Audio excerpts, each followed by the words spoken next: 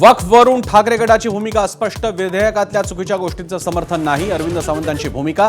तर ठाकरेंच्या पक्षाला हिंदुत्वासोबत हिंदूंचीही अलर्जी, श्रीकांत शिंदेंनी डिवचलं.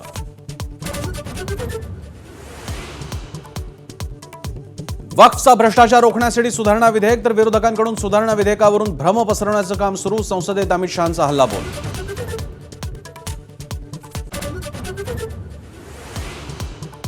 वक्फ सुधारणा विधेयकावर लोकसभेत जोरदार चर्चा. विधेयक आणलं नसतं तर वक्फनं संसदेवरही दावा केला असता. रिजिजू यांचा टोला. तर काँग्रेस, सपा, तृणमूलचा विधेयकाला विरोध.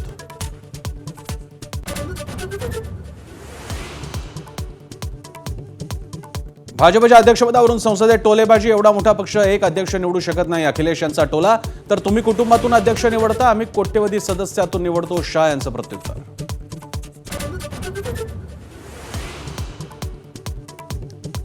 वक्फ सुधारणा विधेयक आणि हिंदुत्वाचा काडी मात्र संबंध नाही. फडणवीसांच्या ट्विटला राऊतांचं उत्तर. तर हिरवी कावीळ झालेले नव्या दिव्य दृष्टीतून बघतात, रवींद्र चव्हाणांची टीका.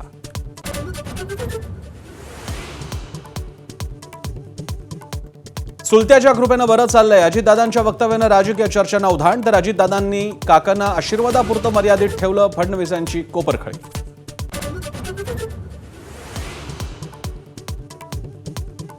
बीडला सुतासारखं सरळ करणार, अजितदादांचा इशारा. अधिकाऱ्यांची कान उघाडणी. निगरगट्ट अधिकाऱ्यांना बदलावं लागेल, अजितदादांची ठाम भूमिका.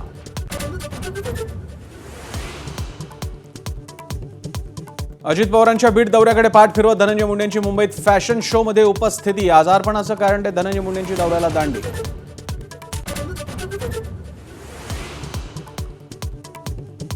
फडणवीस सरकार असल्यानंच न्यायाची अपेक्षा. दिशा सालियांच्या वकिलांचं मोठं वक्तव्य. प्रकरण नव्या खंडपीठाकडे जाण्याची शक्यता.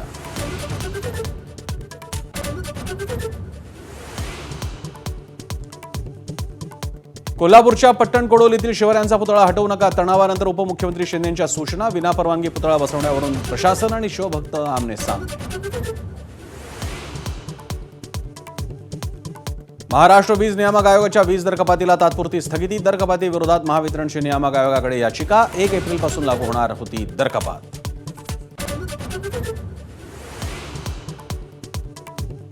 सोनं लवकरच 1 लाखांवर जाण्याची शक्यता. जागतिक स्तरावरची अनिश्चितता आणि अमेरिकेच्या धोरणांचा सोन्याच्या दरावर थेट परिणाम.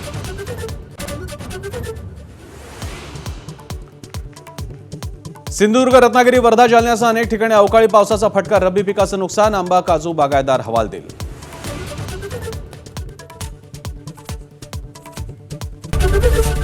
एबीपी माझा, उघडा डोळे बघा नीट.